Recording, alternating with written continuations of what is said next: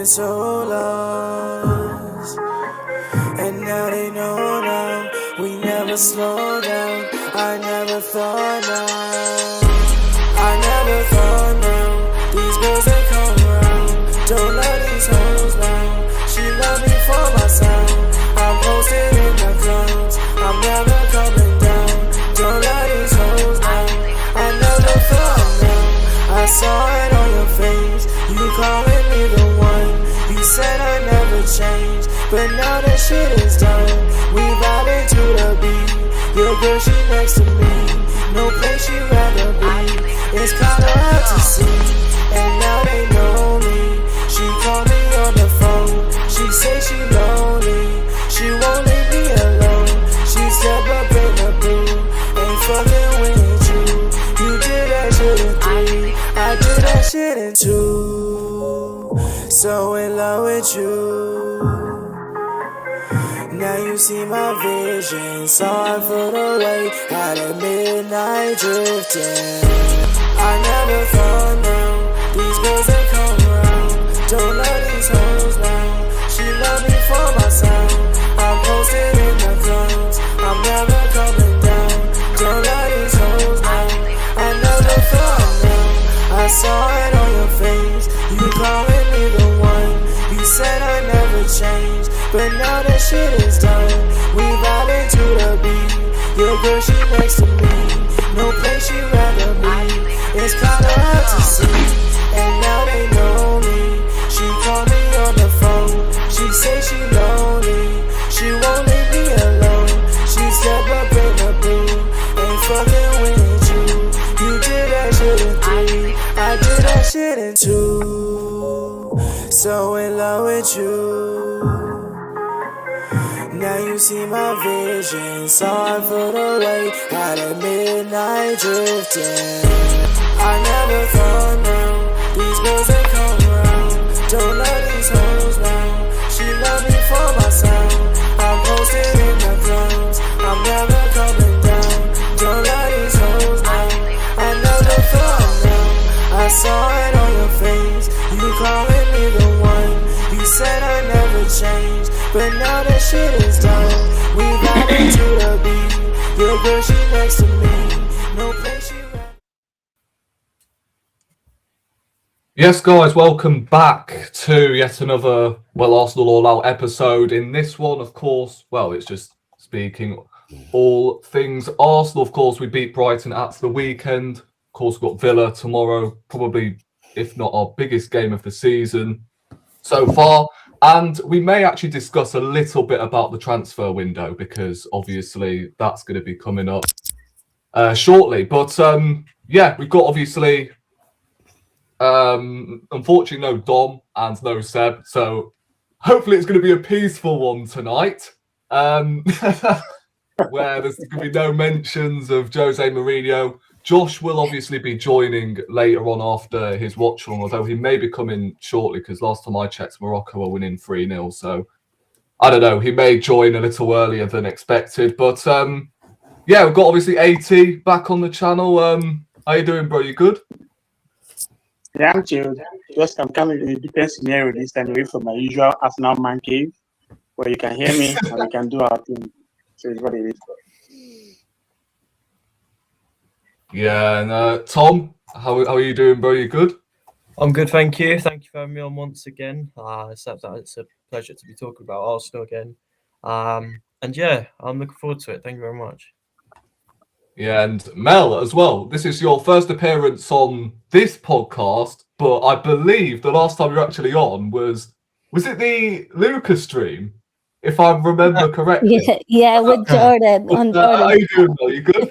Thanks for having me on the channel, Rory. It's a pleasure to be on here with level-headed Arsenal fans. Hopefully, no Jose Mourinho talks, Seb, and not taking shots at them, but it's good to be on the podcast. And more importantly, huge game tomorrow. I can't stand Unai Emery, and I can't stand the Arsenal fans that still wank over Emery being our former manager. I really hope we do them in tomorrow. I'm hoping for a positive result, and keep the winning streak at home going, more importantly. Yeah, make sure you guys are subscribing to all 4 of these, including, of course, Josh is going to be joining later on. Of course, their handles will be in the description. But obviously, there's only one way to start, and that is the Brighton game at the weekend. I mean, we can never have a normal game as an Arsenal fan, right? Obviously, 2-0 up, we're cruising, and then 1 goal out of nowhere.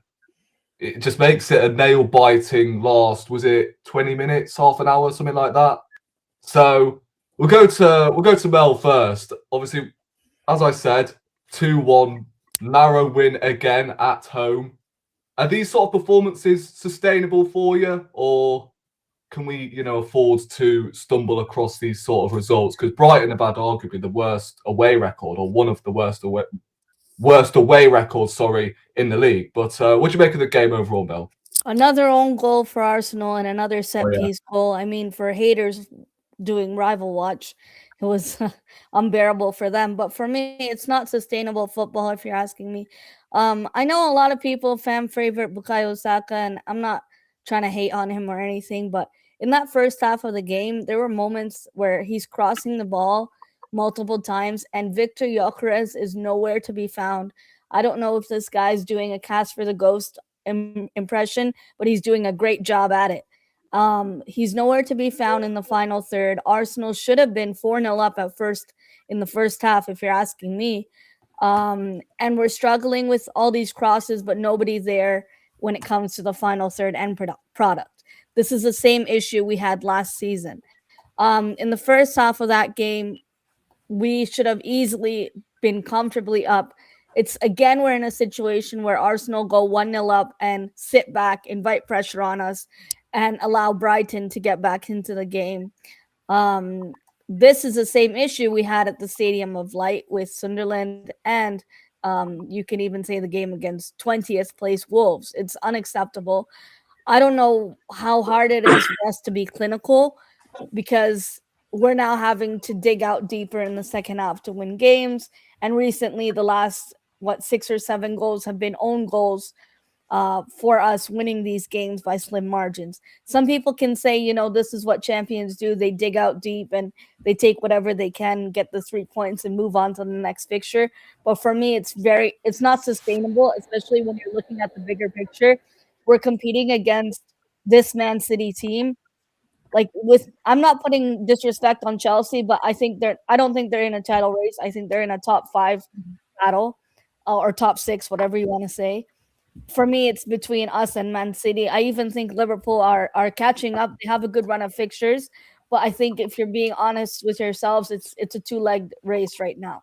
The table is so close between 4th place and 11th place as things stand in December. But Arsenal are the type of team where you guys know when we're top of the league by December and the fixture madness hits, we have a game every 3 days. These were games, Brighton and Wolves, where you need to up your goal difference, especially against a team like Manchester City, who have the best keeper in the league. And it's not just Haaland scoring anymore. You can't tell me it's just Haaland. They have Reinders, they have Cherky performing now, and they've been firing on all guns blazing, and we're struggling to do the same thing. I'm not asking for Gyökeres to give me 20 goals a season. I'm asking him to do the bare fucking minimum, and he can't fucking do that. Sorry for the swearing. It's quite frustrating. Right. Into perspective, Rory, Havertz against Man United, the first game of the season, has done more for me in that 20 minutes than Gyökeres has done all season, and I don't want to hear it from anyone. It's quite frustrating. This guy, I don't know, he needs time to adapt to the Premier League. People are saying he's not getting service, but then when Saka's putting these crosses, where is this guy? Where else do you have to be other than, being your butt up against defenders? He's too busy doing some nonchalant stuff on the pitch rather than being where we need him to be. And it's very frustrating to watch. I know this guy needs time, but I'm getting fed up. They didn't want to give time to Sesko, or we ideally should have got Alvarez, but it is what it is. Yeah, I mean, I do hear it about Gyökeres. I mean, I think what it is with Gyökeres and where my perspective is at, I've always said with Gyökeres, he needs to improve his box movement, right? Because Yeah. at the moment it's been so poor. However, when you think about it, when he is in, the positions to actually, whether that is for a tap in or whatever, right? We don't seem to pick him out whatsoever. Like, you think about the Everton game last week, he was in a brilliant position for a tap in, and then we decided to cut it back. Gyökeres was in a similar position at the weekend against Brighton, and He Saka passes it decided to the keeper. Yeah, exactly. So I think, let's be honest about Gyökeres, right?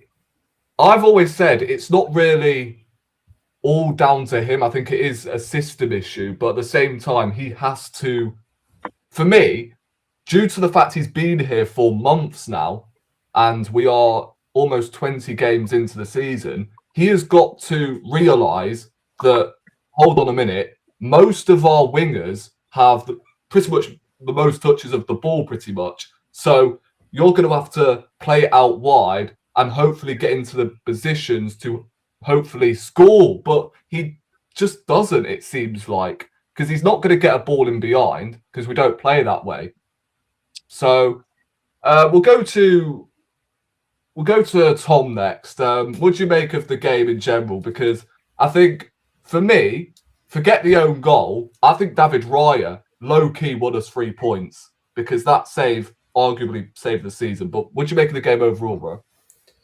Well, let's talk about the save first. I think it's one of the best saves that we've seen this season, if not the best, not just for Arsenal, but in the Premier League. I thought it was a tremendous save. The shot was hit from Minte, I want to say, with such power. Yeah. And his quick reactions is there to get across and tip it over the bar. I thought it was superb. Minter's already running off, going to start celebrating, but then he had to look over and he goes, "Oh, that's not in." Hertzler was the same, and yeah, it was a top save. But if you talk about the game overall, I think it was a case of pretty much what Mel said. We left goals out on the pitch once again. When are we going to learn? The first half against Crystal Palace, this game against Brighton, multiple examples now of Arsenal not being able to take their chances, and excluding penalties, right? I don't know how much you guys listen into expected goals and that, but over our last few games, our last 9 or 10 expected goals, we've scored 1, and that was Odegaard. That if you need more evidence of Arsenal not taking their chances, then that is it, right? But yeah, we need to take our chance. Like Rory, you said the other week, Arteta better be getting these players in over Christmas, practicing their finishing. Pause. Exactly. But and we're not seeing it yet, which is just a shame. And I'm sure eventually it will all click, but we need it sooner rather than later. We've got Aston Villa coming up. We don't take our chances, then we need David Raya to pull off the heroics again, else we could be in trouble.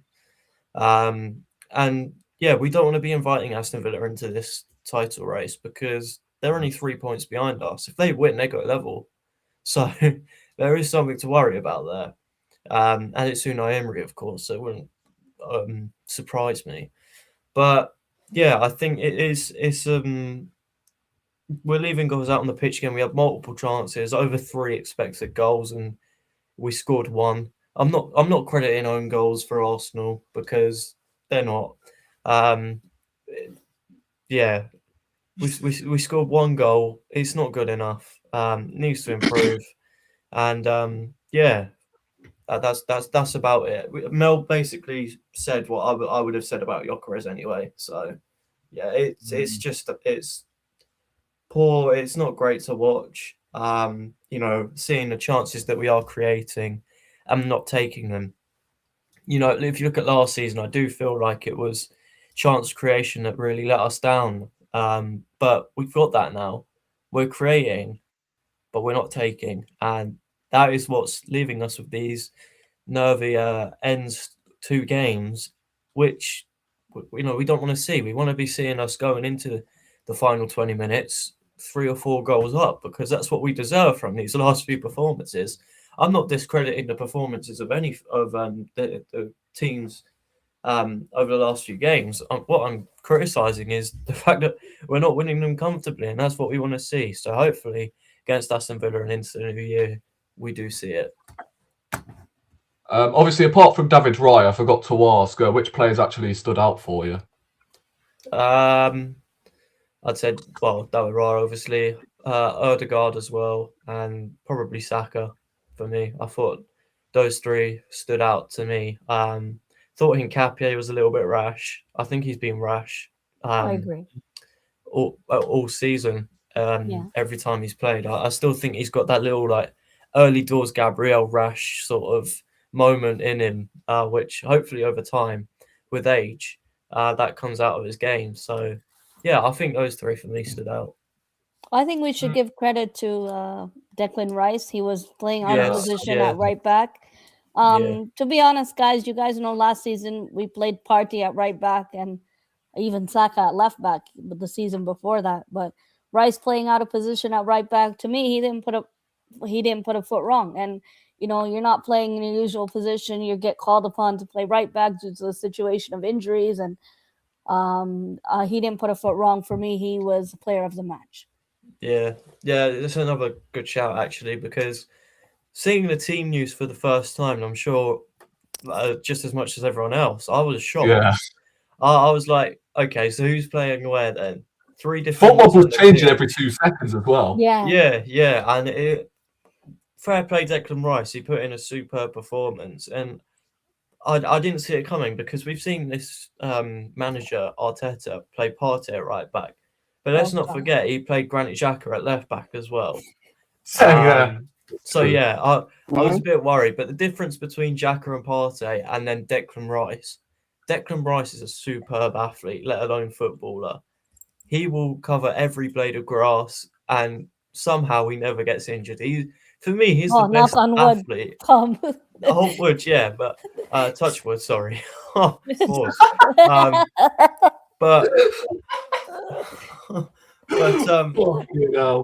But yeah, I think he is the best athlete in the Premier League. I think he is world class at it.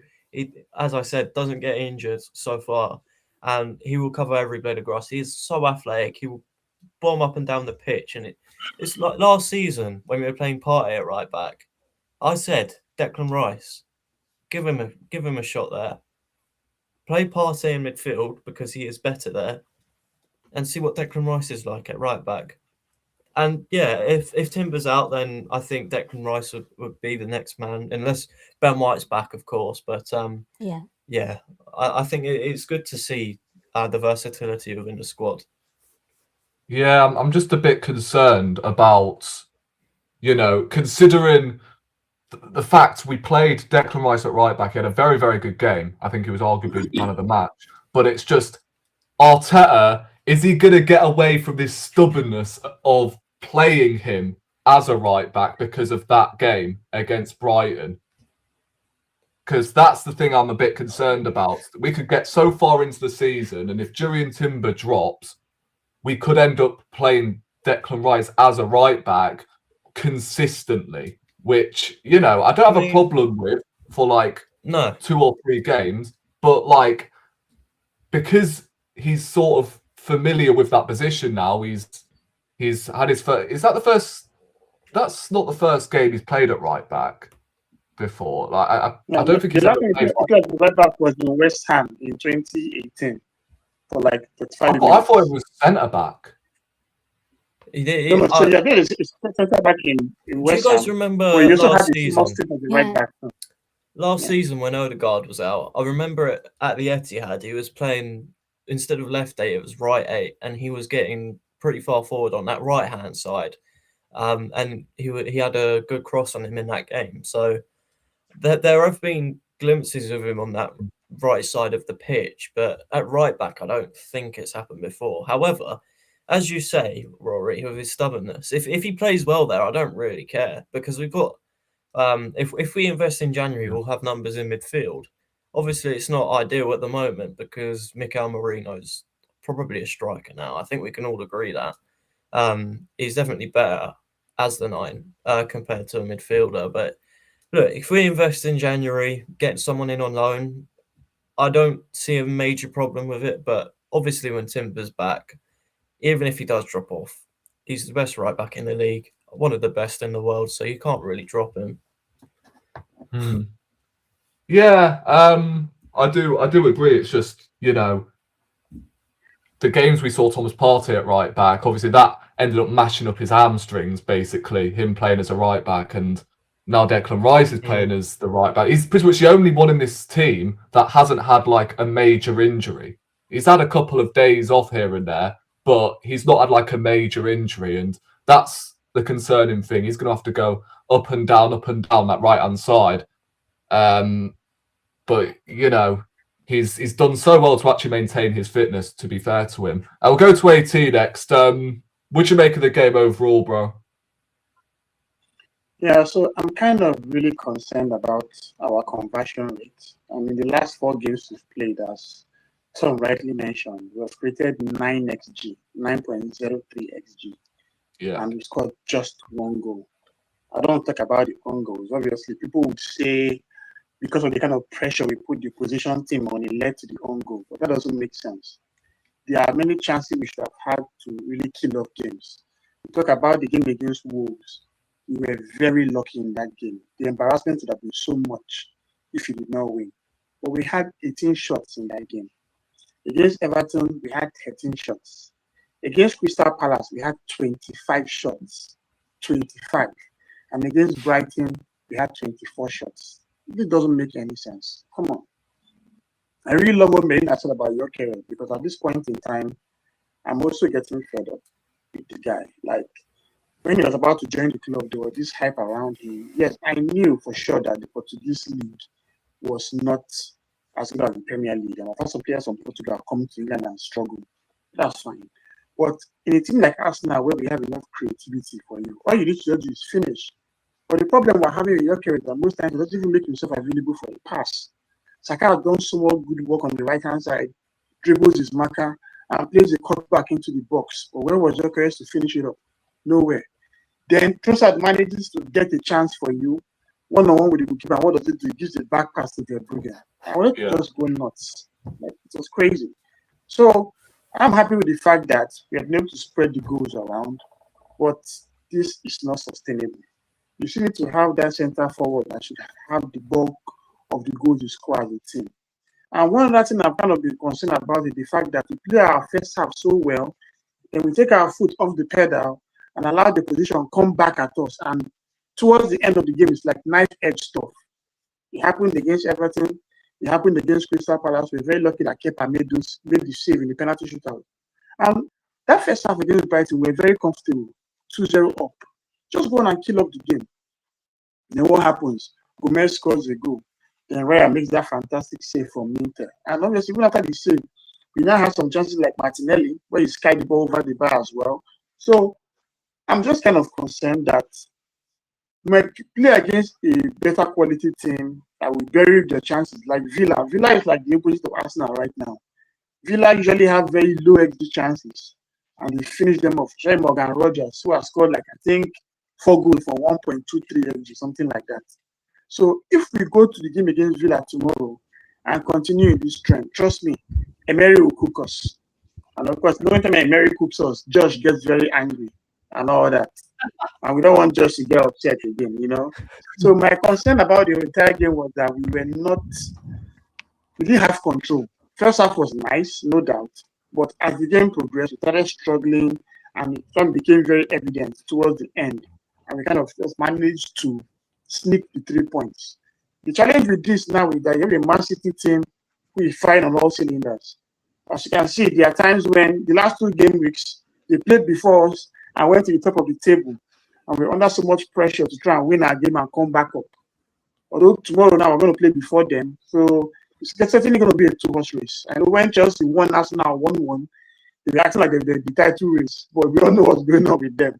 Lost to Leeds, lost to Villa and whatnot. Liverpool, come on. I'm not sure they can ever make it to the top 2 setting anymore. So right now, my concern is that we are not converting our chances. And there will be a time we don't have the kind of opportunities that we're having right now, and that's where I was stuck. Yeah, I 100% agree. We got man like Brahim Diaz in the building. How's it going, bro? You good? I'm good, man. Yeah, good evening, everyone. Big up, man. Goal, 3 and 3. I scored, mate. 3 and 3. I hit the bar tonight as well. 10 out of 10 performance into the knockout stages. And The all game that, was so, already done in the first half, Morocco. Yeah, I think Yeah. 3-0 in the end. They battered them. But, Yeah. no, how's everyone? Big up, guys. Yeah, all good. What's up, bro?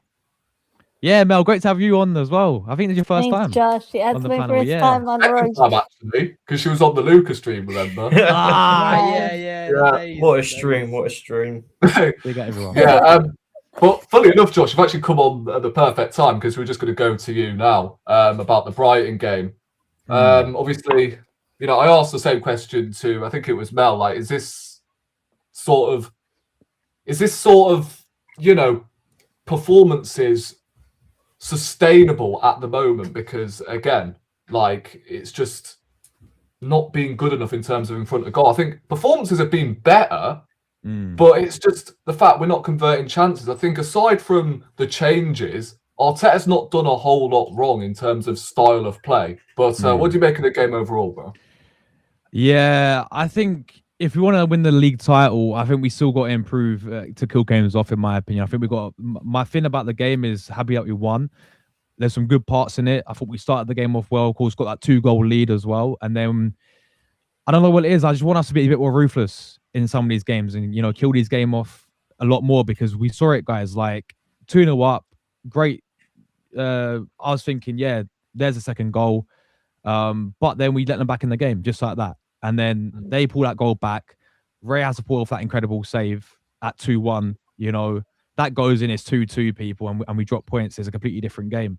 And if you notice in these last couple of games, it's been like this, really nervy, you know, even at the Emirates as well, even against these teams that we should, on paper, you know, be beating quite comfortably. It's becoming very nervy. Like, we're getting 10 minutes to go against Wolves, and you know, we can see that equalizer. We have to go and win the game, and you know, that's a relegation bottom, one of the worst sides we've seen this season. The same with Brighton as well. 5 minutes to go, we're sitting there nervous. You know, we can't keep having these, you know, games like this. In my opinion, I don't think it's sustainable. I think we need to score more goals as well. I think if you look at the Premier League winners in the previous seasons, you know, I think we're, as things stand right now, we're on track to get like, I think it's under 80 goals or something. If we keep going about the way we're going, it's going to be around like 70 or something. Is that enough? I don't think it is. I do think that will increase though. Over time, I do think. I hope so, bro. Yeah, I hope so. But the thing that frustrates me as well is obviously, like, again, we just conceding these stupid goals as well, which are not needed, man. Yeah. Like, okay, maybe because Gabriel's been out and the defense has had to change around a little bit. But it's just like, we can't afford to do this against Villa anyway. You know, if we go in front, get the early goal, we got to kill them off completely. And that's my biggest critic, I'd say, coming out of that Brighton game. I think overall though, I thought in parts the performance was pretty decent, especially, you know, in that first half. I don't know if you guys spoke about Odegaard yet, but you know, that was the best I've seen him play this season. Obviously, took his goal really well.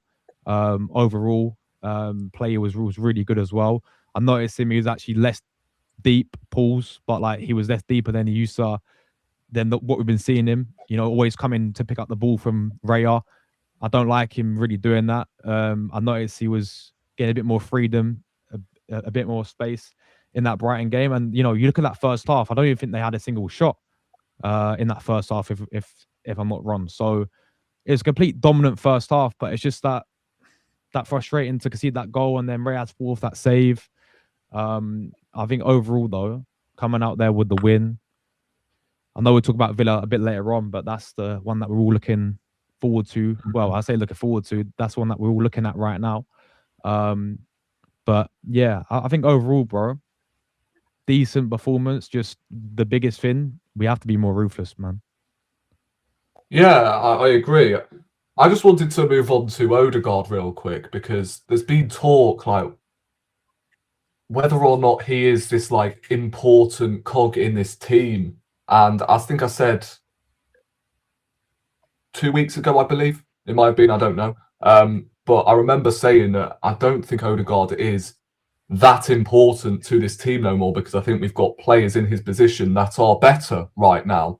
After that performance against Brighton, would you guys like reconsider him as, you know, an important player to this team? Because for me, my problem hasn't been what Odegaard is capable of. It's been always consistency. He always tends to have these sort of games where he is world class, but then he'll go like another 2 or 3 months just ghosting. So that's my problem with Odegaard. It's not like his current ability, because, you know, he is a very good player on his day, but it's just his consistency that worries me. We'll go to AT on this one. Would you consider Odegaard as an important player in this team right now, or? Okay, yeah. So Odegaard has always been an important player, but as you rightly said, consistency has been an issue. But one thing that has kind of really plagued him as well has been injuries. You know, since the time he's had that bad injury playing for Norway, where he missed like 3 months of action, we kind of rushed him back because we basically had no one around. But you can see that when he got injured this time, we were kind of easier on him, knowing that we had someone like Eze who could play. So that depth that we have in the team has kind of really helped. But in terms of importance, Odegaard is someone that presses from the front, is someone that focuses on the instructions that Arteta gives him a lot, you know. The only issue I have with him now is that he's kind of competing with Mendy in his space. I don't like the fact that he drops too deep. If there's a scenario of where he allows Mendy to get the ball from deep, feeds it to him in his right 8 triangle, and he creates from there, it's a whole lot better. But we can see that obviously he has not scored in a very long time. This was his first goal in February at the Emirates, So I believe that right now he's very important to the squad. But there should be games where we can be dynamic. There are games where he can actually be rested, Arteta has someone like a very easy. He's a very, very good footballer that can play the same position that Odegaard is playing. And when Eze plays, Eze drifts forward a bit more, getting a bit closer to Gyökeres, while Odegaard has a bias for the right-hand side, with the likes of Saka and maybe the right back being Timber, whoever is there. So in conclusion, I would say Odegaard is very important to the squad, but there are times he can be benched. And I'm sure Arteta will look at those kind of games and make that happen. What about you, Mel? Would you echo what AT's saying there, or? I agree with what AT said. It's kind of sad. I know when we talk about Odegaard, we think of the Waneri situation in midfield. I'm not trying to open that can of worms right now, but you have to talk about it because now we have Eze. We're not playing him on the left wing where I think we should play him, and we're not seeing the best out of Eze in that position because of the system that we play. We don't play with a number. We're not going to change the system under Mikel Arteta. I don't think that's the case. And it almost goes back to the same case in point with Gyökeres. I think in a different system, this guy would flourish and thrive under. But we're seeing the development of Eze being hindered because of this. And for the game tomorrow, I'm keeping Odegaard in there. I do think the game against Brighton was the Odegaard we knew before the injury. And I want to see more of that. Yeah. So I'm not removing him from the starting 11. I think he's earned his place for tomorrow's lineup, respectively. Mm-hmm. Interesting. Josh, what are you saying? With Odegaard, what? As in, what is this a turning point for him? Yeah, would you say this is a turning point? Would you reconsider him as an important player in this team, or what were you saying? Again, I'm on similar. I think you lot summed it up well. I just think for me, it's like, as you said, consistency is a big thing with Odegaard. Obviously when we first signed him in the first 2022-23 season, we was all really impressed with this guy. And then he had that injury, as we know, suffered with those. But then I think someone put it in the chat, which I wanted to respond to, actually. I think it was Daniel. He said Odegaard was where was it? Hold on, let me find behind it. He said something about Odegaard was our player of the season. player of the season. I get times. that. But last season, This one. yeah, Odegaard's player of the season 2 times. I guess I was to give up on him. Injuries did. I get the injury part, but he played a lot last season, man. And he's the captain. He's been the captain. And last season, are you telling me that was captain's performances last season? Bro, week in, week out, we've seen the same story of Odegaard. He fallen off a cliff last season. And then he's came back this season. Obviously not been that too much a regular again due to injuries. He had that game against Olympiacos. He had the game against West Ham, I think it was, where he's thinking, hold on a minute. He's actually, 2 back-to-back performances. And then he goes down again, picks up another injury. Yeah. Now he's back again. Good game against Brighton, but it's all about, I think it's still early signs before we start saying, that this guy, he's back and all that. Like, we're seeing the potential that he can get, but I think Mel made a great point with, if we have to actually look at this position with the system, how we play as well.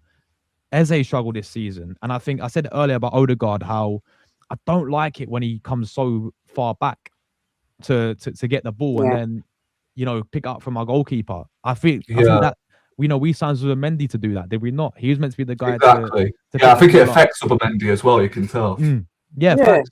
So, and it's very annoying because, sorry, Josh, if you remember when Odegaard got injured early in the season, we allowed Mendy got so many balls from Gabriel and Saliba and progressed the play very fast.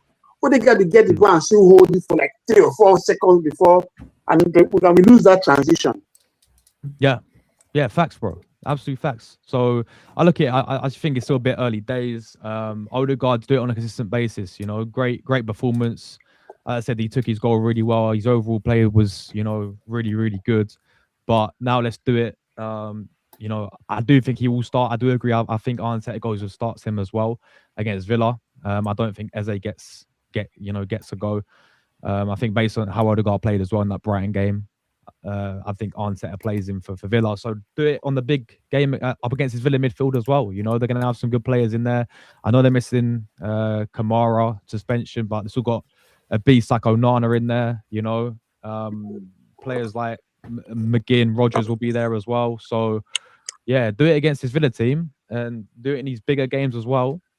And then, we can start having those conversations. But I think overall, it's a position that we need to look at as well, because Eze's really struggled this season. I mean, he had that great game against Tottenham. It was all written in the stars for him, that game. But ever since that game, really, let's just be honest with it. We was all excited with the signing. We all love the signing, but it just hasn't worked as maybe we've expected it to work out, if we're being real with it. I mean, the thing is about Eze, right? And AFC always rightly pointed it out.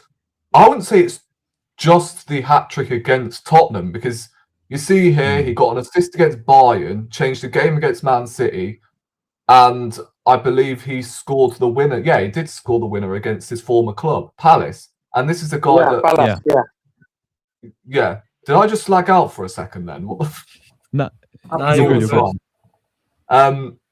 But yeah, as I was saying, like Palace, his former club, scored the winner.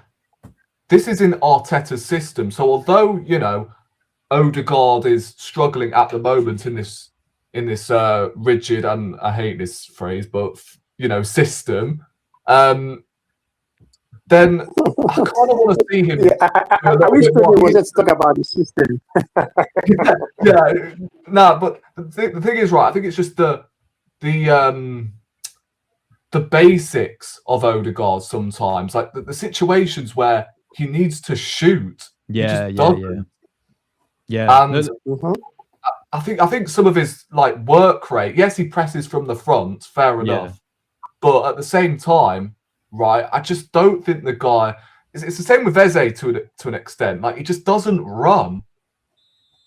Yeah. Apart from off the ball, but when he has the opportunity to sort of chase after a loose ball, he's static. But we'll go to man like Thom Guard at the bottom there. God. Yo. Thom Guard. Who's playing FIFA? Who's playing FIFA? How'd you know? I heard the referee's whistle. Oh, they're flipping. I hate PlayStation for doing that. You can every time they score, there's a flipping goal sound. Even if you got it on 0, it still goes off, man. Wait, you're doing an Arsenal career mode? I'm doing League 2, bro. Road Oh, to League glory, Two. mate. Bosh. What is it? Southend? Yeah, Southend aren't even in League Two, are they? No, MK Don's career mode. No, you want to get them relegated. They're losing to Yeah, Notts what County are at the you doing, moment. God? If you Road get them, to glory. wait, who have you What's that? signed? What's that? Oh, Football Manager. Oh, that's Football Football Manager, isn't it? Manager. Oh, ATO football manager, bosh. Yeah, that's what's up, bro. Wait, hold up, Josh. Who have you signed? No, I'm doing the Arsenal one. Yeah, I was doing about Arsenal. to. I ain't doing MK Dons, mate. But yeah, Dons. we'll move on to you, Tom. Up the franchise. Obviously, you're a big defendant on Martin Odegaard, aren't you? Just give me your thoughts on whether Odegaard is an important player for this system. Because for me, I don't know. I don't know anymore. I'm going to sound like Ty here, but I'll back every single one of these players until they leave. Like that's the as a fan you've got to. So I'll back Odegaard till the day he leaves Arsenal. So yeah, I mean with Martin Odegaard, we've all seen last season. He was a little bit. He's performing under expectations, I suppose. Coming off the back of 2 seasons where he won Player of the Year for us, and back to back. And yeah, obviously the injury comes in, knocks his form, and he really is underperforming. What you expect from a captain. But he's the important thing is right.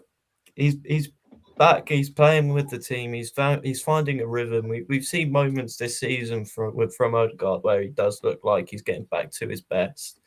And we just need to see him kick on from that. This is a guy that just a few years ago broke the record for the most goals by a Premier League midfielder in a season. This is the guy that was, he was captain in big moments for us. He's still captain. He's been captain for us in big moments, and he's captain for a reason. If the players are voting for him to be our club captain, then they clearly see something within him as a leader. So, yeah, if they see him as good enough, then why can't the fans? That's my question, right? And look, he was very consistent for us up until that injury, obviously. But then he had the haircut and he started performing a lot better. So there you go. But yeah, I think this is a real chance for Odegaard to shine again, especially against Aston Villa tomorrow. Not easy. They're not an easy opponent. Loads of people labeling this as our biggest game of the season, which I'd agree with. Each game that comes, I think, is a cup final, and I think the players see it as a cup final. And I think the manager does as well, because he's clearly trying his hardest not to lose, which is what you want from a cup final. But when you're in the league, you need to be seeing these games out, and it's a chance to do that against title rivals. People want to say Unai Emery, put him in his place, idiot. And yeah, I think this is a chance for Odegaard to shine. He knows he's got Eze knocking on the door for that place in the number 10, and he's got Ethan Ranieri there as well. So yeah, I think this is time for Odegaard to really find his feet, and yeah, hopefully he does, because we all know how special Odegaard can be. Yeah, I mean, obviously Cooper is desperate for me to read him, so there you go. Odegaard blows, apparently. Pause, but I was going to ask. Oh my God. I was going to ask this, Tom. Right? Would you say we've got better leaders in this team than Odegaard right now? Would you agree that he should be Arsenal captain? Because at the moment, we do have better leaders. Like, you can't even deny it. We do have better leaders in this team than Martin Odegaard. So would you be considering not stripping, but, No, definitely not strip the captain. I don't. If it's down to the players, it's very public that it's down to the players. So it's down to them if the captaincy does change. right? It's not a fan sort of discussion, you know, to say, oh, he should be stripped off the captaincy and it should go to Gabriel, for example. But if you think about it, right, the whole time he's been here, he's had players around him that are better leaders than him. Granit Xhaka, Gabriel, Declan Rice, you know, the whole time he's been here. So, yeah, I think you can say that there are better leaders because there are, but it doesn't mean taking the captain's armband off him. You know, if you put the captain's armband on, say, Gabriel, for example, does that put pressure on Gabriel? And then does that potentially lead to his performances dropping off?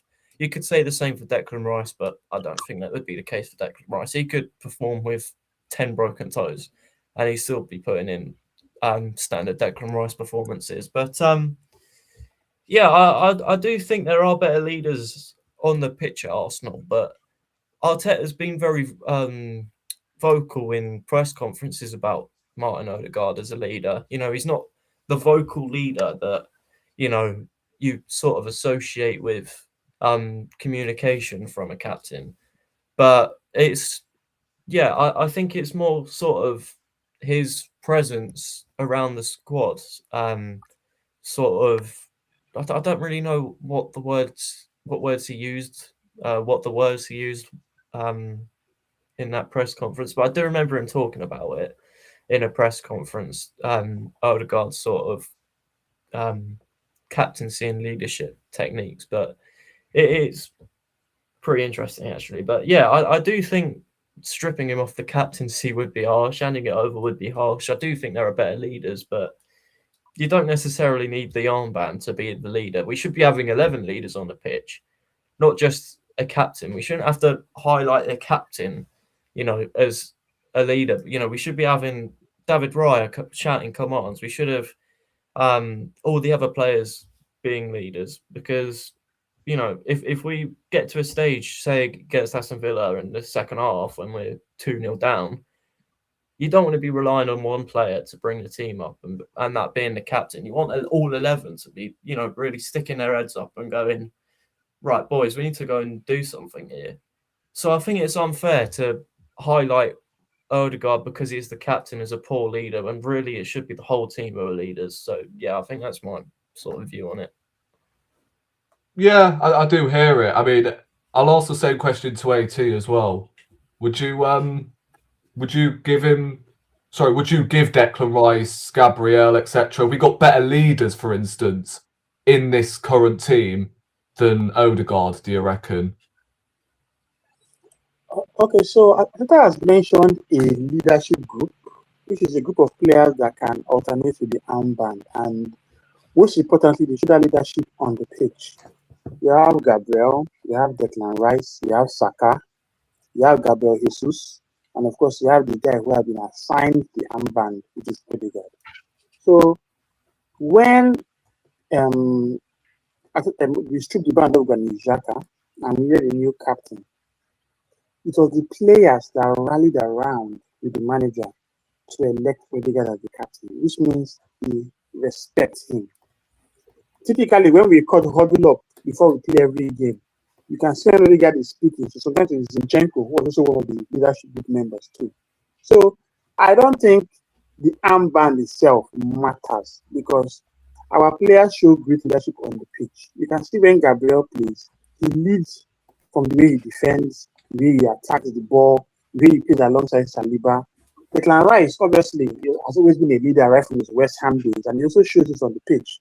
So I don't think it's necessary to strip the band of Martin Odegaard. I feel that we have enough leaders in the team who show that leadership on the pitch. They are vocal with each other. You can see what happened when we played against Wolves.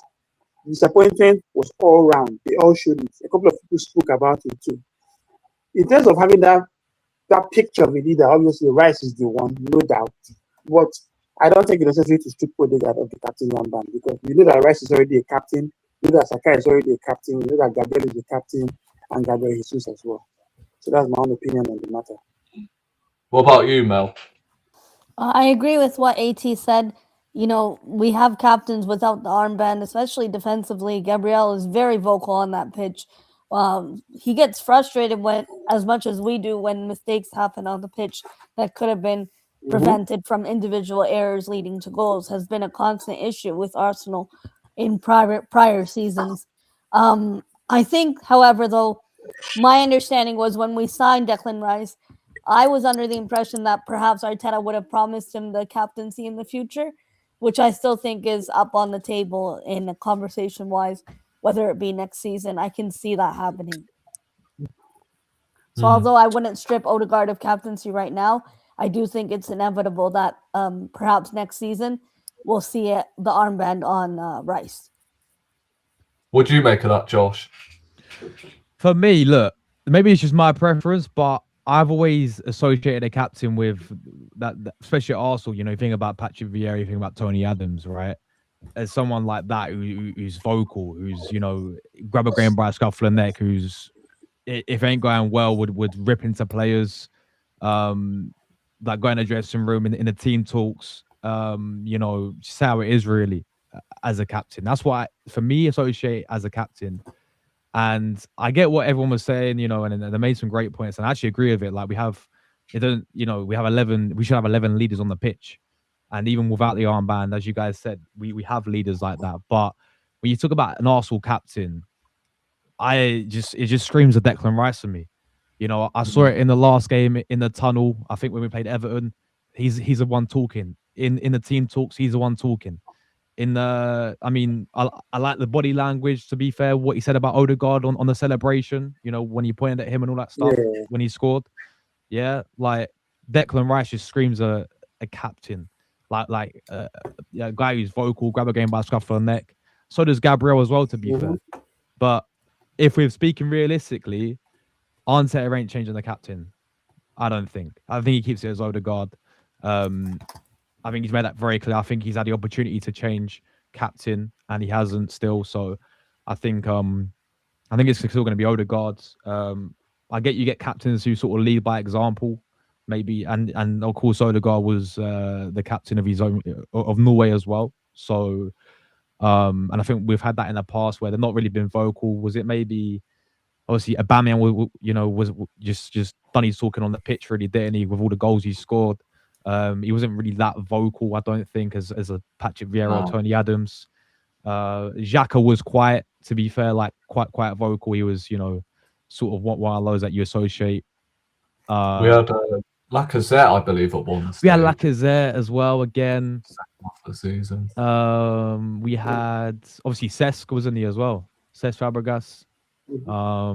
So I get you get captains like that, but I feel the one for me just screams Declan Rice, man. Honestly, it screams Declan Rice. This guy's incredible, man. Even forgot to mention about him playing right back as well. Had to fill in at right back. Obviously, we don't want to see that often because we saw it with Partey last season quite a bit. But even at right back, he still was an absolute machine, mate. So absolute engine. Better than Reece James, that's for sure. Yeah. I think Declan Rice is a better right back. Caicedo is in midfield, by the way. So Rory, there was one comment I saw from Thom, the one talking about the captaincy not being a big deal. Do you want to just which one was it? Which one was it? XATON, Thom. I don't think the captaincy is a big deal. Yeah, it's this one. Yes. This is what we're talking about, right? If Odegaard can just show it in his performances as well, because you can see that every game Declan Rice plays like a captain, every game Gabriel plays like a captain, every game Saka plays like a captain. But Odegaard has his on and off days, and he has more off days than on days. He's spending more time in the treatment table. The team is doing so well without him. Like that period that Odegaard was out for 2 months, beginning of this season when he was injured, in all honesty, we were cooking. Because that actually allowed AJ to do his thing. And now that he's back, he has somehow stifled Zubimendi. AJ is not even coming into the team. Nwaneri is forgotten. So if you are coming back and you're actually letting these guys not play anymore, you need to show it. And that's why this Brighton game was very important. And I really love what Rice did to him, trying to point on him like, yeah, this is the guy, this is the man, this is the man. But he has to build on this. Every week, Rice gives us a 8/10 or a 9/10 or a 10/10. Every week we get a 10/10 from Gabriel. Every week, you get 80% from Saka. I think even though they match him every time, injure him every time, he still does that. He still shows that class, that influence. So Odegaard, being the one with the ban, has to match what these guys are doing. And that's my own thought process on this as well. Yeah, I hear it. We are going to move on, though, to the Villa game. And there's obviously been some news regarding players coming back from injury. Apparently, Kai Havertz is back in the squad. And then there's been reports suggesting that Ben White could be included as well, which is going to be interesting. I think that could be huge due to obviously rotation. Really? Say again, AT. What do you say? Yeah, I thought the hamstring injury was for like a couple of weeks. Yeah, but I think it was it was supposed to be anyway until January. So there's still like talk that he may not be included in the squad anyway. But that's a positive sign that he's not going to require surgery, which is, as I said, a positive. But we'll come to the Aston Villa game. Obviously, I watched it at least, the Chelsea Villa game. I'm not sure if any of you guys did, but I tuned into the second half, and from what I was hearing, we all saw the stats at half time. Chelsea thoroughly dominated the game, whereas Villa had, basically Chelsea did not take their chances from what I heard, and Villa were getting dominated basically. Second half is when they typically turn it on. And this is why, right, Arsenal can't afford to waste 45 minutes, basically, of just this tippy-tappy BS. We actually need to take our chances this time out, because if we don't and Villa stay in the game, then it's going to be another scenario of us basically shooting ourselves in the foot by not taking our chances and Villa snatching it, which they have done in recent years. So I think the lineup's got to be spot on for me. He's got to learn his lesson from playing Marino up front.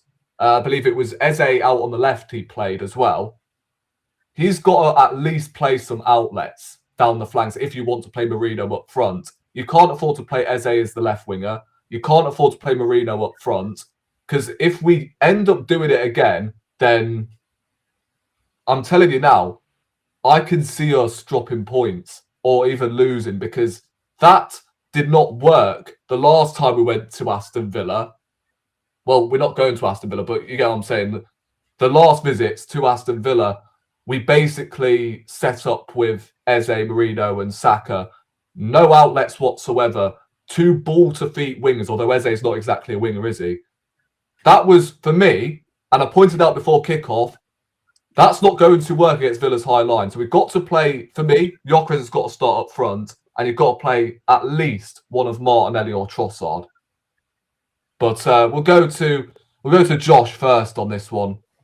We're saying coming into this game against Villa, because I mean, this is the biggest game of the season. I mean, I hate things like this. If this was, I mean, for instance, 2 or 3 years ago, in fact, maybe 4, then I would not give a shit. But because it's Unai Emery, I think it's just every game, like whether it's he's managing Villarreal or whatever, it's just, I'm always nervous.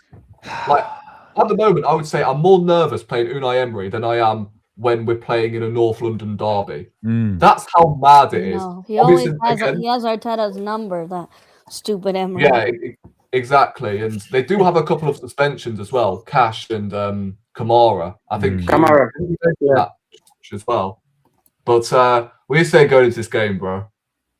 Man, I'm nervous. Yeah, you're right. Nerves are already before even kickoff, man. I've got that butterfly feeling.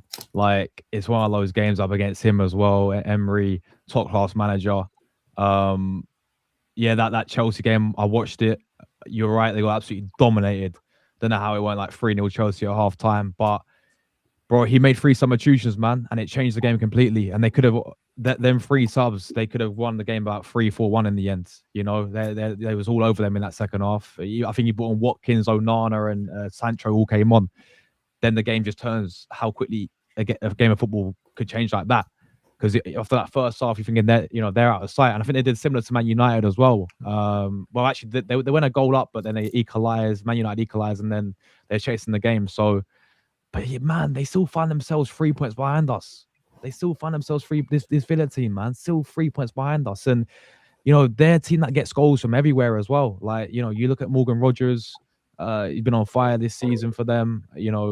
Ollie Watkins again got a brace against Chelsea. Lots of game against Arsenal. Although he missed quite a few. I think he missed a sitter at Villa Park, to be fair. So yeah, I'm hearing it's going to be. Isn't it his birthday tomorrow? It's his birthday as well. It's his birthday tomorrow. He's an Arsenal no, fan. Let's not forget that he's an Arsenal fan, right? And he's scored against us a few times, but it's just like it's one of the biggest games so far this season. It really is, man, because we can go either get dunked on again by Emery, because as I said, this guy's got our number. He's got Arteta's number. Even as you said at Villarreal, done us, right? He did a double over us that year when we were in the second year of the title race. Came to the Emirates. We won every single game in a row that season pretty much. And then that one game, the 2-0 defeat. And mind you, that game, they didn't even have Matty Cash as well. And Camara in that game either. Everyone said that they're suspended. I think there'd be a big miss, but they didn't even have him in that game. And they done us 2-0 at the Emirates.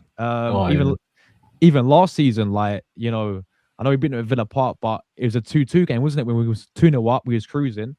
And then, I think Watkins scored in that one last season to make it 2-2. So instead as well. Tielemans as well. So man, as well. This Emery guy, man, he has Arteta's number, and at the end of the day, I know he didn't work out at Arsenal, but he's still a top class manager, and he's on wonders at Aston Villa this season.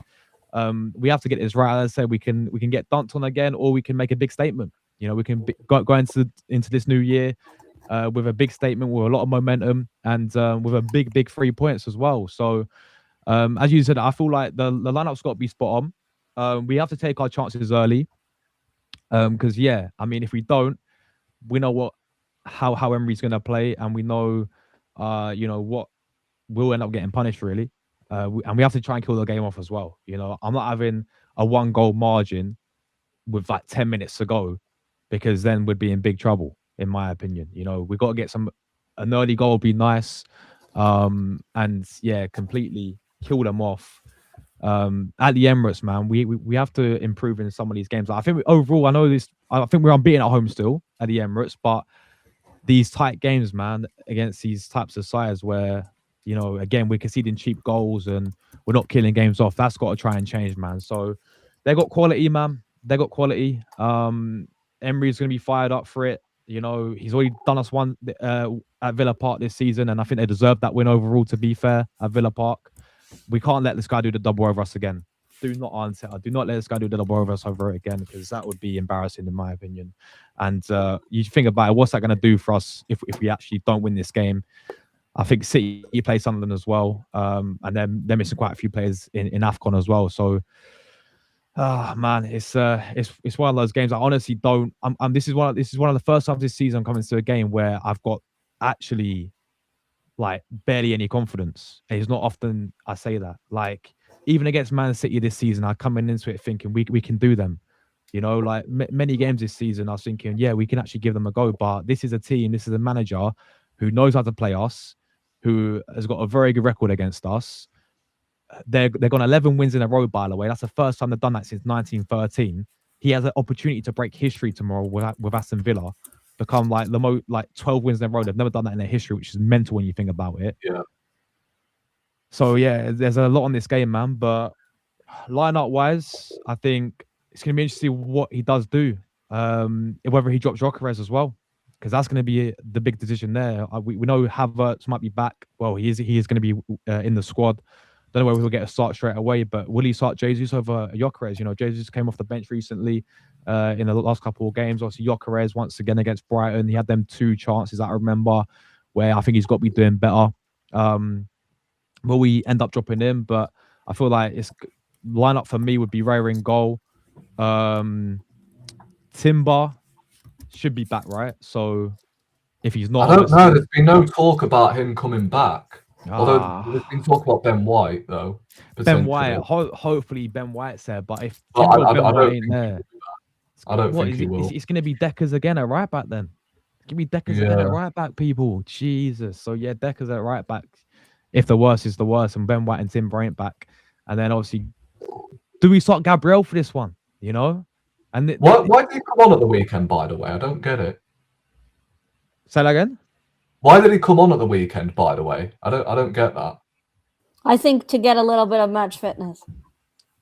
Yeah, but that was always, you know, that was always the we- plan. To give him some match Yeah. fitness. Well, I think I don't it's know. match fitness to start tomorrow's game. I Yeah. think he'll start tomorrow. If he starts, then that's massive. Like, because I know there's hoping about we don't want to rush these players back, but at the same time, he for me is our most important player in this team. Yeah. You know, Who not would just Actually, who would you start at left back? Kala. yeah. If he's fit. Calafiore. If he's fit. I think he's still injured. I'm Oh playing my a half- God. I'm For playing a God's half-injured sake. Calafiore over Hincapié any day of the week, twice on Sunday. Serious? I don't want. Over Hincapié maybe, but if Lewis Skelly's fit and available to go, then Lewis Skelly, maybe. I mean, the thing is, I think you've got to be a bit too harsh on Hincapié. But Lewis Skelly against Villa, really? I thought Hincapié had a decent game. Hincapié, do you think he's as a left back though to start him? Yeah, I don't mind that because he could actually provide some sort of width down that side in comparison to Skelly. So Kala's actually out. Yeah, so I don't Yeah. think so. So I think yeah, I it's think mind I'll games play in from Marcelo. Kapi because Matikash is not going to be available, so he can actually bomb down that left well for us to give us width, especially if you use Trossard to cut in. Yeah. Yeah. Maybe. Again, as I said, I don't think Hincapié's been that bad, to be honest. Well, I No, know you I guys think think he's been that bad. He's just a bit rash, but you know, he's had 2 yellow cards all season. I as don't far as think Hincapié's been bad at all, to be honest with you. Like, Yeah, I thought he had a decent game at the weekend I against think he's Brighton. been decent so far. I think he's been decent Yeah. so far. So, but He hasn't been super, but he has been decent. yeah, I think he's been Yeah. decent. So if Kala ain't fit, I mean, we still got Skelly there, don't we? To be fair, we still got Yeah. Skelly there, so probably Skelly left back, and then obviously Saliba, Gabriel getting that partnership back again. And also Gabriel's so key on set pieces as well, man. He's gonna become I think he's 2 away from Koscielny, highest goal scoring defender for Arsenal. You know, so and I feel like he's a target man for set pieces as well, man. Yeah. We always pick this guy out. So yeah, that'll be the back 4. Then midfield. Obviously we ain't gonna have Deckers in there, which kind of concerns me a little bit because of their midfield. But I feel Zubi goes in there. Do we go for this game? Do we go? I don't think he's gonna do it, but Eze and Odegaard together, maybe. I think if Rice is starting Nah. right back, I think he will. But to be What? fair, he'll probably start Marino in Yeah, there. Marine. It won't no, surprise why I would me. you just, do that? I just can't. I can't. I mean- I'm sorry, man. Yeah, Marino in Bro, midfield. Come on. I can't have Marino in that This midfield. Arteta guy has, I'm sure, icon Ronaldinho, R9, and then non-rare Marino in midfield. Oh, That's his my ultimate God. team, basically. We're sabotaging the Marino. game before we even start. Come Yeah, on. I just don't like Marino. It's all right. Keep I him on think- the bench. I think if Yeah. if Waneri had the same amount of minutes as Marino's currently getting, I think he'll be our best player right now. Yeah. No, all day long, man. So it might, if Yeah, it's most so likely to be Marino in there, but There was a question on the chat. If Arsenal goes trophyless again and Arteta gets sacked, would you take Emery with this squad? say that I again. think I will. Say that again. If Arsenal goes trophyless at the end of this season and Arteta gets sacked, Yes, I was would going you to bring hire that up. Emery? There we go. Would I take Emery? I hate this question. I bloody hate, like, aside from, if you go trophyless again, if Arteta gets sacked, I hate that. Would you take Emery No. with this squad? No, I wouldn't. No. I wouldn't. didn't I know. wouldn't. To be honest, I hated him when he was at Arsenal. Like, let's just have it right. I think he know lost the he dressing didn't room get- completely. Listen, I'm going to Yeah. say this now, Yeah, though. he had no respect in the dressing room. I'm going to say this now, though. If Emery is in charge right now, I think Gyökeres is on at least 12 to 13 goals. That's what I No. will say. bro. That's his thing. Like, so, like this is the thing with some of these managers. Like Emery's one of his biggest strengths was the strikers, wasn't it? Every club he's been at, he's got the best out of every always. single striker, bro. Like he did it. Even Aubameyang did very well under him. Bro, Aubameyang and Lacazette got 80 goal contributions in that one season together. By the way, like bro, he was mad. Even at Villarreal, like he got the best out of Gerard Moreno. Like Moreno. Watkins, you know, Duran at Villa as well for that short period of time. Like, bro, that is one of his biggest strengths was but I feel that Arsenal were not patient with him. Like, we kind of, if you see what happened with Arteta, 6 years, just one FA Cup. Yeah, do you know what it is, Anthony? Like, it's the fact that he had to take over after Wenger as well, just left. Like, that was always going to set up to foul for any flipping proper. There's some pressure there. And I think the fact that he also had the whole Europa Leagues with Sevilla, yada, yada, then he now came fifth, had another opportunity in the final and lost as well. For, like, then the Xhaka thing. Yeah, like it's down to him, like overall, why he got obviously, because we completely bottled the top four. Like we could have finished. We was a point of third at one point, but we could have even finished third. He completely threw those last games away, and that's down to him because it was his team selections, playing like Carl Jenkinson and all that, where there's no need to. Then that Europa League final, we got absolutely battered. 4-1 by Chelsea. That ain't on. And then that second season, obviously,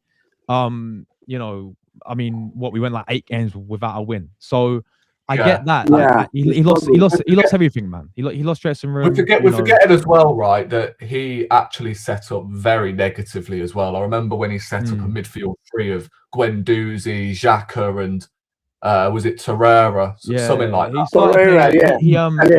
Negatively. He would leave Mesut Ozil out of the squad. Like he started playing Torreira in the 10 as well, if you guys remember. Yeah, and just look, just because Emery's doing well at Aston Villa, just because he's doing well, at Aston Villa, it doesn't mean that it was going to work at Arsenal, right? It's the same for pretty much every single manager at Tottenham. Like, look at Antonio Conte. That didn't work out at Tottenham, but like, look at him now. Yeah, bro. Like, it's one of those things, really. Like at Arsenal, it's not worked out, but it doesn't take away the fact that for me, Emery's a top manager, man. Like, he's proved it at Villarreal, he's proved it Sevilla, he's proved it at Villa. It seems like these smaller, like mid-table. I know Villa's a big club, by the way, but these types of clubs, where there's less pressure, there's less standards. Like, you can really thrive, you can really deliver. And part of me kind of feels a little bit for him when he was at Arsenal. As much as he didn't work, I don't want him back. There's still some things where you got to look at. Like, he didn't really get his own squad that he wanted. Again, he didn't get the time, but he didn't get the time because did he really deserve to get the time based on how he was going? Probably not. But I think overall, it doesn't take away the fact, like, he's a top class manager. I do like him as a manager, but I just like at Arsenal, it don't work out. He still spent like 200 million when he was here. Like, but Rory, also remember that we had a fraud as our director of football. Yeah, who was it? We wanted a right-footed left winger. Sanley got him a left-footed right winger. It was Sanelli, wasn't it, as our director? Yeah, but you could say the same about, Arteta, and I don't really rate Arteta, but, he's got players that he didn't necessarily want. Like, do you really think he wanted Gyökeres in the summer? He wanted... Exactly. He probably wanted Sesko. Yeah, like, this is what I'm saying. He wanted Sesko, so there's been players where he didn't want either, but he's still got them, innit? And listen, there's been no excuses for him to not deliver this year because of the money he spent. But Emery, on the other hand, he spent like 200 million. He's still got a competent, right winger like Pepe. This guy reached double figures in France. We're forgetting that, and I rate him, by the way. He's still got double figures in France, and he was alongside Lacazette and Aubameyang, who, as Josh rightly pointed out, they got, I believe, 80 goal contributions under Unai Emery. So I was still expecting something with that sort of front three. He brought in David Luiz as well, an experienced centre-half. Socrates is another one he brought in. He had, obviously, Tierney at the time. I know he was injured for the start, but, still. Tierney had at left back. He brought in Ceballos, who I'm sure he's familiar with due to his due to his days in Spain and the fact he's Spanish as well. Like, he still had a competent squad to go far. And then obviously Arteta ended up taking over and he won the FA Cup. So listen, I wouldn't take Emery back. I think there's definitely better managers we can go for instead of Unai Emery. For me, my priority would be Antonio Conte because of the way. Yeah, because look at the formation he plays. Or he played, at Spurs and Chelsea, right? He didn't win anything at Spurs, I know. But at Chelsea, we pretty much have the perfect foundation to play free at the back. Okay, Rory, question. Would you take Jose Mourinho? No. Okay, so you wouldn't take Jose Mourinho. Why is that? Because he's washed. He's bro. finished. He's finished, mate. Conte's not washed. He doesn't have it in him anymore. Conte ain't washed, man. Mourinho, that's not comparable. So let's not do this. Jose Mourinho, the argument against him would be he leaves a mess everywhere he goes. Correct?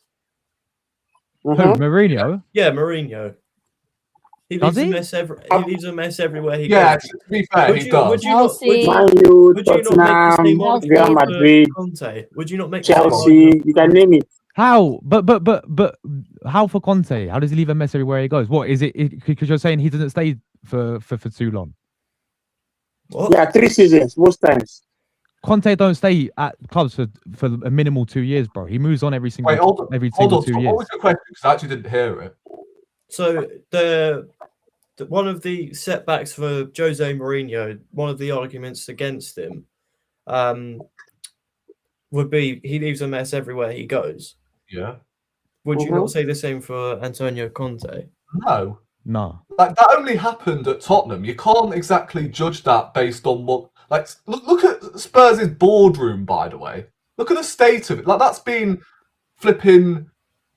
Come on, you can't. That's not. He had comparable. the right to call him out. Like, you remember when he did that press conference when he's at Tottenham? Yeah, He went and ripped in fair play to him. If you think about it, right, when Conte left Chelsea, he won an FA Cup at the end of that season before he left. Right. Inter Milan, right, when he went from... Did he go from Inter Milan to Tottenham? I don't think he did. I think he left from Chelsea to Inter to Tottenham. He won a league title at Inter Milan. Yeah. So, for me, that's not comparable. The situation between Conte and Jose Mourinho. Either way, it's Conte. I don't like Conte. Let's not get him anywhere near Arsenal. Why?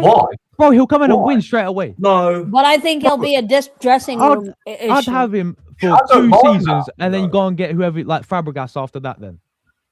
No. I don't know. Bro, Conte's won everywhere. He's won everywhere there is apart from Tottenham. That's the problem. He was at Tottenham. I don't want Tottenham bloody Arsenal. What the hell? Bro, who's that, bro? He's at a train station. Oh, got 18, man. Bro. Conte's won everywhere apart from Tottenham. Exactly. Yeah? But you don't want him because he managed Tottenham. And Chelsea, I don't want him. Oh, come on. But you back... Hold on a minute. You back players that Arteta brought in from Chelsea, though. Why do you still back Kai Havertz if that's the case?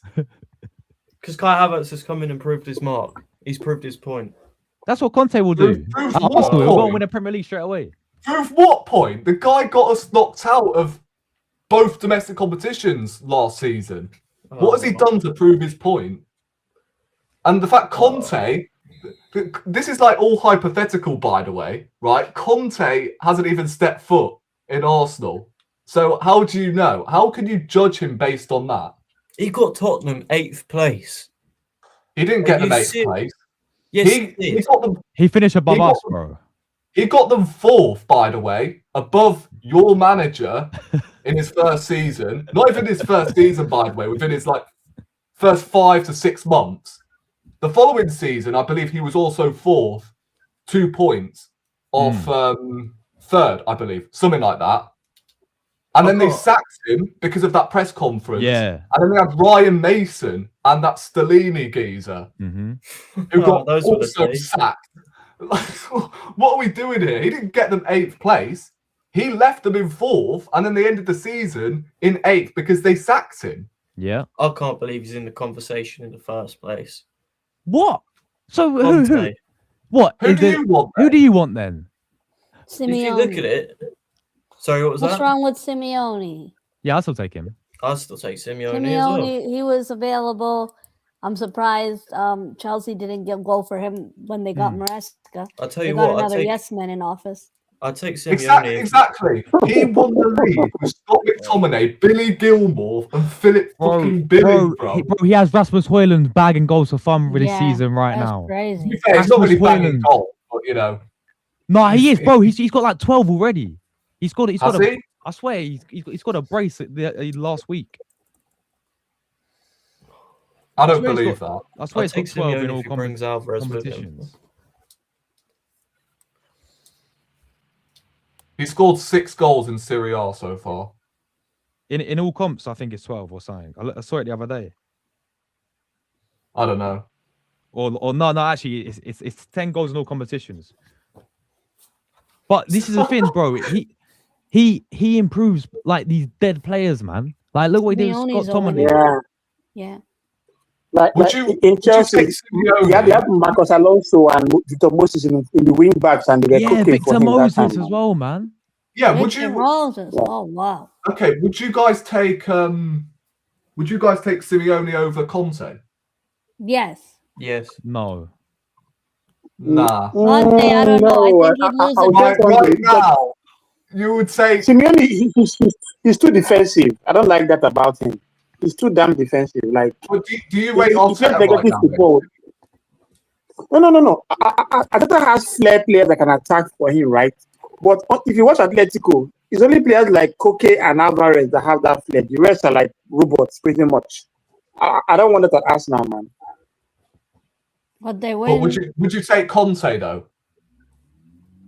Yeah, well, I'm trying to see how 3-4-3 would work for us. I know we have a couple of centre back. Look at the amount of defenders you've got.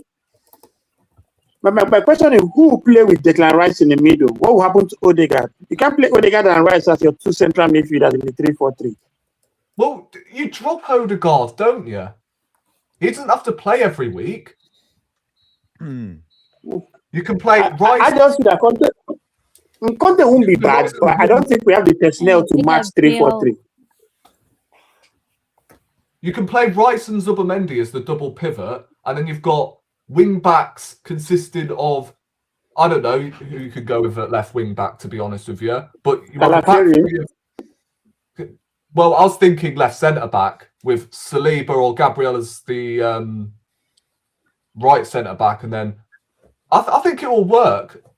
You got potentially Saka at right wing back, or you could play him as like Ahmad. Or you could just play him as one of the right tens because he likes to occupy that space. That's where we've seen the best out of it, right? Then you've got, I don't know, Martinelli maybe. I think that's probably easy. I think that's probably what we would need. Oh yeah, to be fair, Eze, I forgot about him. But I think that's probably one thing we would need, right? If we were going to appoint Conte, right? A left wing back, like a proper left wing. Yeah. Yeah, but you guys know last season he played quite a lot of the games as a back four anyway for Napoli. Yeah, that's true as well. So I don't maybe you may not even go with a three. You have to adapt pretty much. You know, we're asking if we would take Simeone and Conte, but do you guys think they would come to Arsenal in the first place? Why not? I think Conte would be available at the end of this season. Yeah, but do you think they'd want? Do you think he'd want to come back to the Premier League?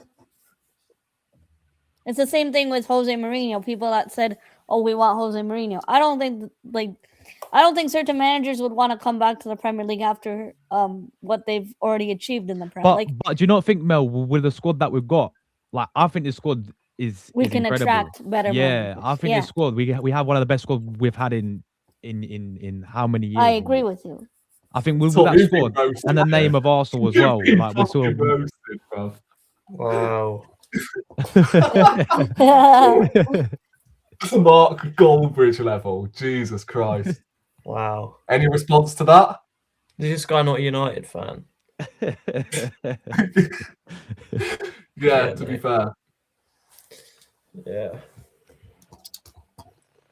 Yeah, so let me ask you this then again, Tom. Like, who would you want to replace Arteta, right? I did a video about this and I got called negative for even questioning his position. Yeah. I think the managers that I included in that was Nigelsmann was one of them. Nice. Without Yeah, that's such a shout. Who else? It was Roberto you Deserbi. got Enzo Maresca in that, or was it ChatGPT? Oh yeah, I won't mind Yeah. Hansi Flick. Wait, the Zerbi. Deserbi. Yeah, He's a hipster. Yeah, I know. No, I'm That's sorry. He sorry. conned most of the Premier League. He is overrated. Let's have it right. Hipster's Yeah. choice. No, oh, get out. What about Flick? What about Hansi Flick? Ow! Hansi Who got Flick, but the same? Hansi Flick's a shout. At 18. Yeah, Hansi Flick, I'll take. Flick's We a should. shout. I think we should have got him when he was available. yeah. Yeah, it was Fixed not. it. It was Nigels. Yeah, I'll get it up. ChatGPT actually, yeah, because I asked Chat. Was that before Nagelsmann took the Germany job? Yeah, he saw it Germany, Yeah. innit? Yeah, so I asked. Yeah. I asked, right? Yeah. If Arsenal were to sack Mikel Arteta, who would be the best candidates to appoint as a new manager? And I asked it to base it off data, stats, and who would get the best out of the current squad. Mm. The four names it gave me. What did you were- say? Sorry. I think go ahead. Yeah, Oh. The four names it gave me were Roberto De Zerbi, Enzo Maresca, Oh God. Julian Nagelsmann, and Slot. Slot. Arne my Slot, Yeah. you're God. kidding me? That guy's horrible. So All he straight wants away- is Dutch They players. don't play football on ChatGPT, lads. Yeah. So straight away, Slot, obviously, would be a no. I don't think he'd come to Arsenal. I don't think anyone would want him. No. Although, to be fair, who was it in the chat earlier? There's so many. I've actually lost. AFC always. Just take a manager who's proven CV and knows how to get over the line. Well, would you take Slot, mate? I So, mean, the thing is, right, about the fact not wanting Conte because he managed Tottenham and Chelsea. Well, take Chelsea out the equation. Let's just stick to Tottenham for now, right?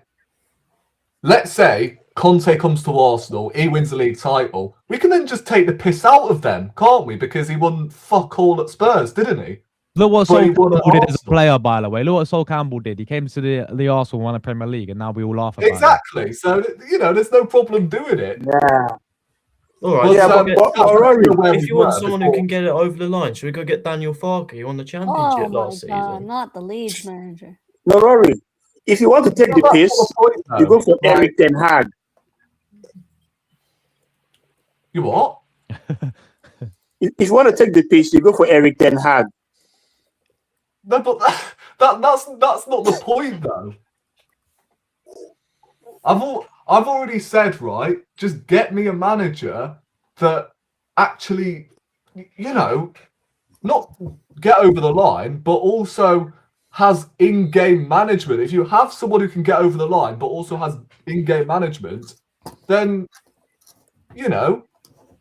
get him in. Right? Arteta got over the line as well with an FA Cup. So let's just, what are we doing here? What about Enrique?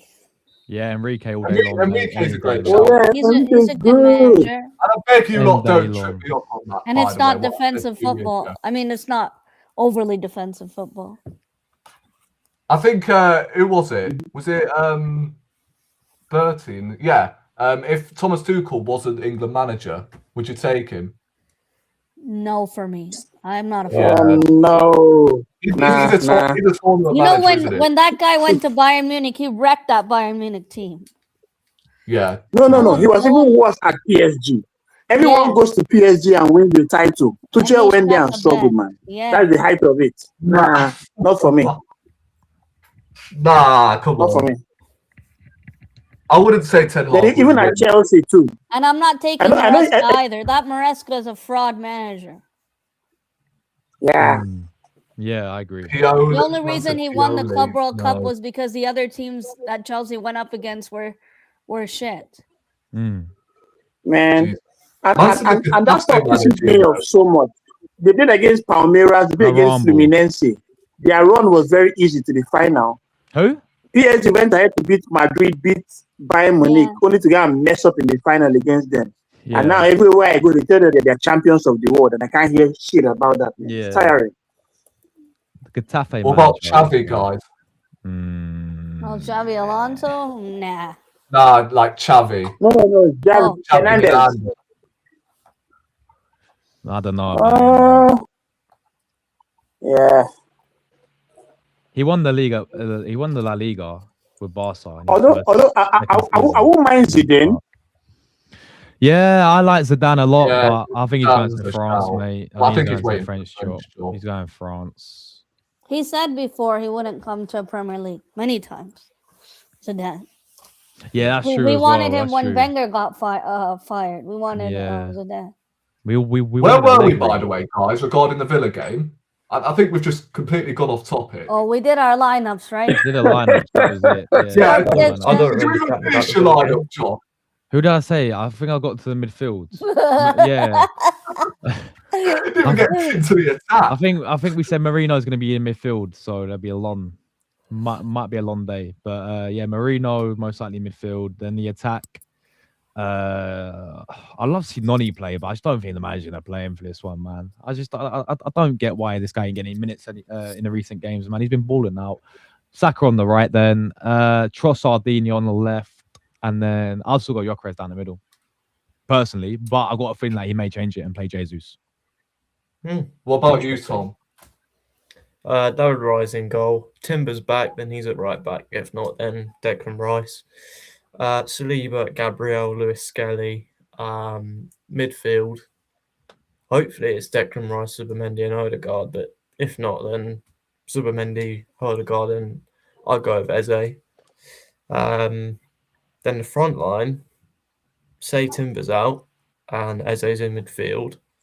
Then the front line I'd go with is actually Saka, Trossard, and Mikel Merino. But it'll probably be Victor Gyökeres down the middle. But yeah, if Mikel Merino is going to play tomorrow, then I'd like to see him up front because that's where we can get the best out of him. And yeah, I think he might have something to say in the game. So yeah, that'd be my lineup. What about you, AT, bro? Okay, Raya in goal.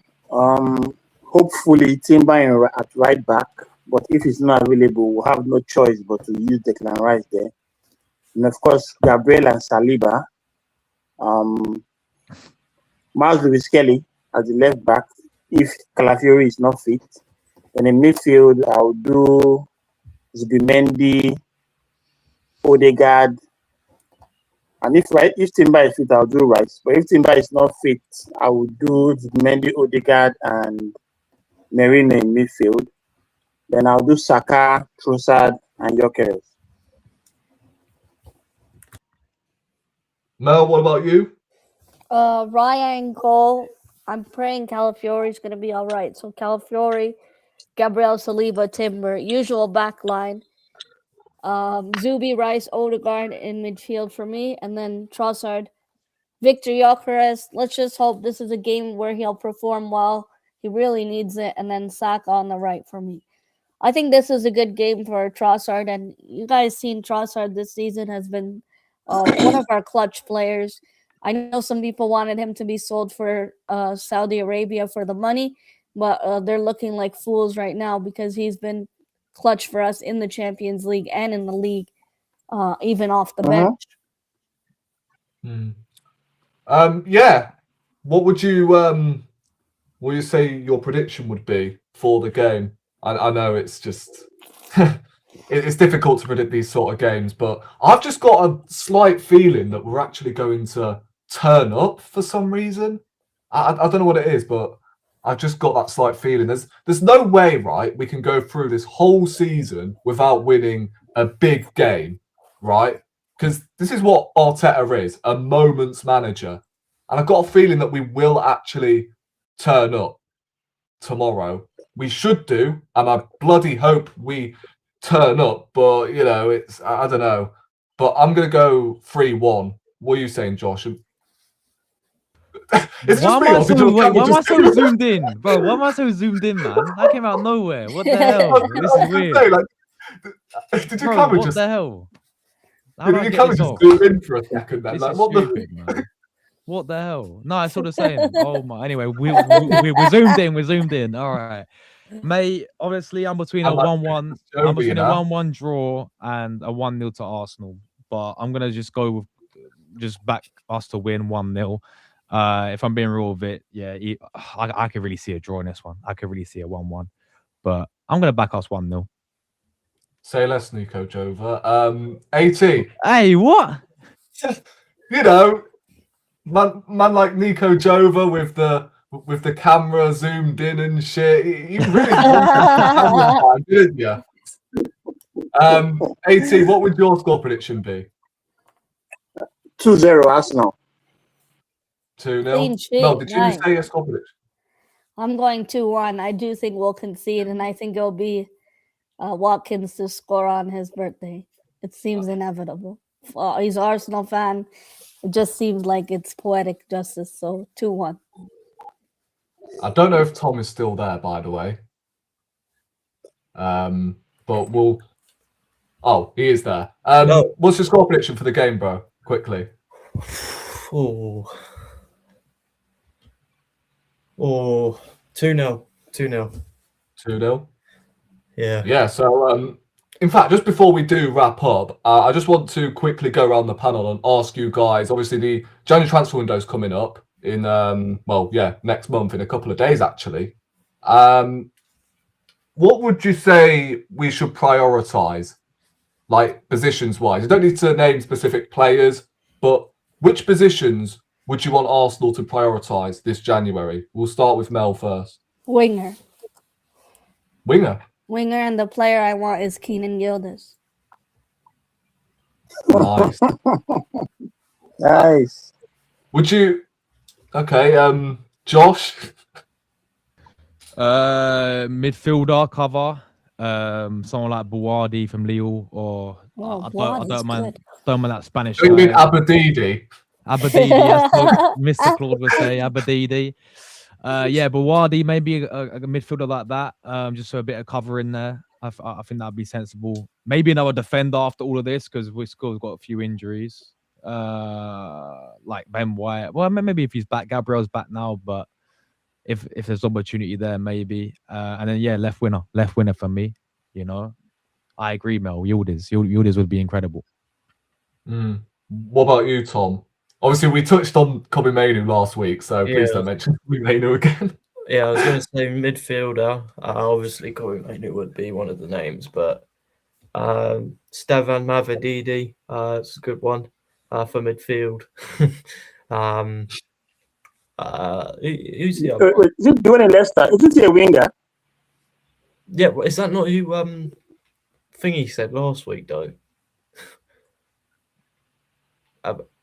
Abadidi, Mavrididi, whatever. Hello? No. No, Tony meant, I believe, Bawardi at Lille. Yeah, he'd be. No. I heard Mavrididi. That's the big guy in Leicester. When that wasn't his name. Yeah, no, that last week I thought he said Mavrididi, and I was like, "You all right?" Yeah, so I think with Buardi, I think that would be similar to the Saliba signing. If we do sign him, I think he'd stay out in France on loan till the end of the season, and he'd be an Arsenal player next year. Matt Turner and Austin Trusty, actually, a couple of years ago, we signed them in January, but they stayed at their clubs and joined us in the summer. So, yeah, I think that would be what the Buardi transfer would be like. I won't cover now, though. So, Ruben Neves, Kobe Mainu, someone like that. So, yeah, midfield for sure. And what about you, A2, bro? I'll leave the score as it is, and I'll send one area out on loan. Really? Yeah, he deserves better. I think the squad is good enough. I don't think we need anyone. Serious? And clearly, we are not even in we don't midfield. trust. No. Not We even have in Odegaard. Odegaard is a good midfielder. You have Yeah, AJ that can play in central midfield. You have Odegaard, your captain. You have Zubimendi. You have Merino. Havertz can actually come back and play left 8 as well. but he's. So we're stacked. Don't do that. Don't. No. I don't want to see bro, that I'm again. gonna. No, I'm gonna. come on. Go. Yeah. But right now, I think we have enough depth, but we need to just let Nwaneri go. If you look at the entire squad, he's the only player that has not really had minutes because he has not been trusted. Odegaard is like playing the Jorginho role, which is understandable. But Nwaneri needs to get some minutes to get better. So we can just let's send him out on loan, and I think I'm chilled. I don't think we need to add anyone else. Yeah, so let's just have it right. Yeah, you said no midfielders, no, not even a forward coming in this January. No. So we have for the forward we're stacked. We have Gabriel Jesus, we have Merino, you have Gyökeres, you have Kai Havertz. Yeah, That's a lot of forwards, man. Yeah, but in midfield though, like, aren't you worried about, considering the amount of injuries we've had so far this season? Would you say we need another midfielder? Because what if Zubimendi and Declan, or one of Zubimendi or Declan Rice ends up dropping? We don't really have many players. The crazy thing here, I know we've had injuries here, but in that midfield, even if you bring anybody in, whether it could be Minu or whoever you want to bring, that person will not get games. Because where does the person want to play? Yeah, but like it's called cover. Yeah, you're not giving enough games to Odegaard, who is a very, very experienced and established midfielder in the Premier League. You want to go bring a new person that will come to down, adapt. You have time for that, man. Yeah, but it's called squad depth, isn't it? Yeah, I get you, but I don't see it happening because the way the squad is set up, right? When you want to play a team with a low block, you can take out either Zubimendi or Rice and play AZ and Odegaard together. Yeah. Merino can also play in that central midfield as well, even though we know he's better as a striker. But I think we need a different profile to Zubimendi, don't you think? Because like sometimes away from home, he's not physical enough in his away games. Yeah, so if for a different profile, I'd say some kind of games you should start Odegaard because he's very defensive minded, right? But clearly, he's more a kind of guy that will come and just see out games, playing the lower games and stuff like that based on depth. But I don't think the way we are looking, we'll get anyone because even if there's some nice names we have been calling, even Kenan Yildiz, I love that guy so much.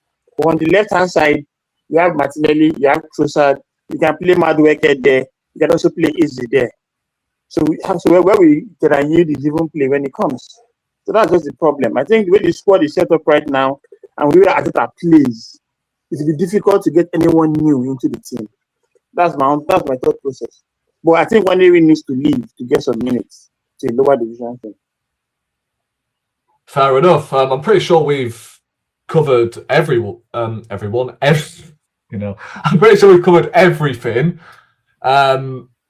Villa, Brighton, pretty much covered everything I've wanted to cover, really. And Odegaard, of course.